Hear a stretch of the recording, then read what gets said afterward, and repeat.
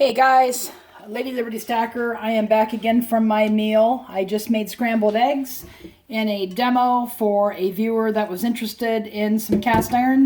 This is one that I could sell. I'm going to wash it out. I just made some scrambled eggs with ham and ham. Scrambled eggs and ham. Dr. Seuss. Funny the thoughts that come to you. But anyway, I made some scrambled eggs and ham, cheese, onions, and green peppers, and you can see a little bit of sticking.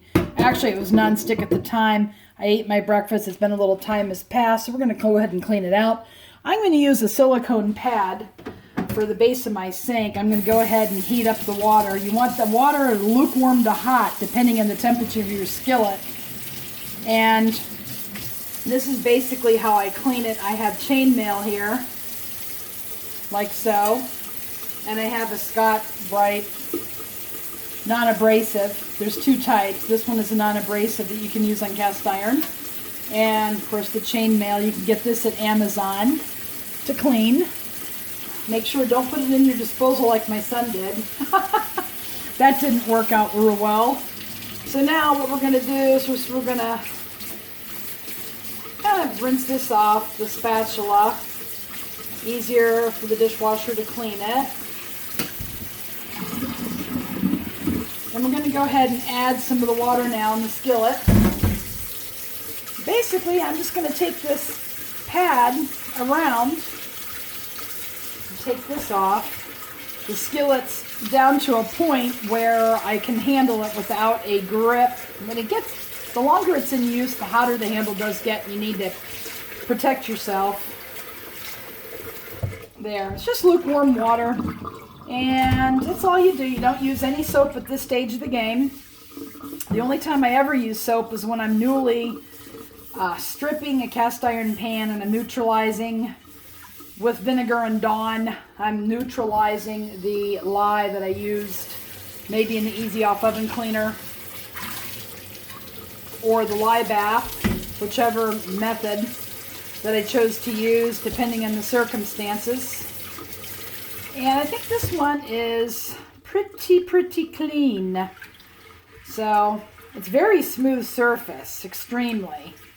I did take a wire wheel to it a little bit. Yep, here it is. It's getting black. Actually, it was pretty, it's a blacker iron, I guess, that they forged this with. So I'm going to just go ahead and take a paper towel and I'm going to dry it off. If you can see here, just go ahead and, sometimes you still see some food stuck on there, and I just go back and clean it off. You don't want to do a mini seasoning with food stuck on your skillet because it'll bake into it. You don't want to do that. So anyway, what I'm going to do now is put it back on the burner. We're going to let it dry, thoroughly dry, and then we're going to give it a mini reseasoning. So I will be back. Okay guys, I think it's warming up sufficiently to go ahead and give it a mini seasoning. I'm going to use a cotton rag. I had my old one, it was saturated. I've got it on metal in the garage drying out. You need to let these things dry out before you throw them out in the trash because they could ignite, and you don't want to throw them in a heap of other rags. They could ignite. It's something to consider. What to do with your old seasoning rags. This I'm going to wipe off the seasoning with. It is the shop vac towels. I like to get these at Walmart. They're the Scott shop vac towels. They don't have extra lint. The ones at Home Depot I tried. I did not like them. So at any rate, we're going to go ahead and spray on some seasoning here. We're going to go ahead and wipe it in there.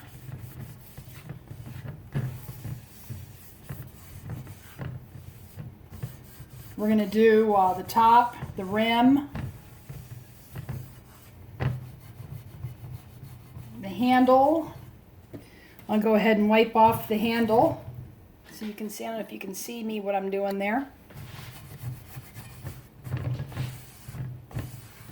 And it will, the warmer it gets, the oil will just absorb right into the pan.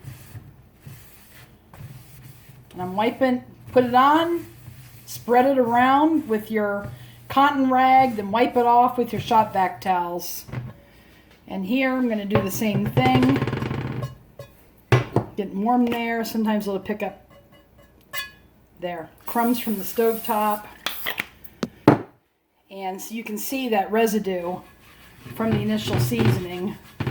We're going to go ahead and spread it all around. I like to do the bottoms of my skillets also. You want to make sure you do everything because that is what's going to give it the rust-proof coating. That's what's going to keep it in good, pristine condition. This is actually a pretty nice skillet. You don't really know what you're getting. I'm going to wipe any excess off. I've had a lot of people comment on my videos that, oh my gosh, don't use soap. The skillet could soak it up. No, not really. If it's cold, the skillet is not porous whatsoever.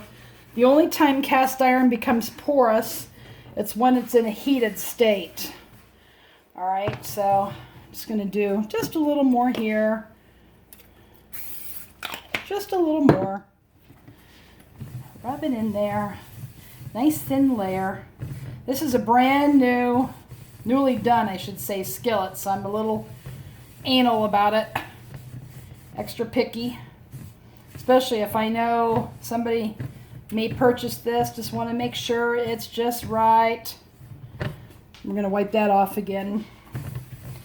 And once I've wiped it down, I'm going to let it cure on here for about 5 minutes. Right now it's just about medium heat. I'm going to let it cure on here till it gets nice and dry. Especially if you're not using your skillets right away. It's important not to use things like olive oil. It just doesn't have the drying potential in it. Some of these other oils are better. I'm going to let it sit now. And we're going to let it sit on here for a few minutes until it starts to smoke. So I will be back. Okay guys, I am back. You want to let this, it's been almost 5 minutes now, but my battery is almost dead. I would probably leave it on here for another couple of minutes, but the whole idea is you want to see smoke. There it is. You can see the smoke rise off of the skillet there. So that's what it looks like. It'll look better in time. It's the first time it's ever been used. And now you're just letting it cure for that black, shiny surface that eventually will become on this reseasoned, restored skillet. Anyway, guys, thanks for watching. I appreciate it. Leave a comment or question below. Give it a thumb up if you like the video, and go make it a great day.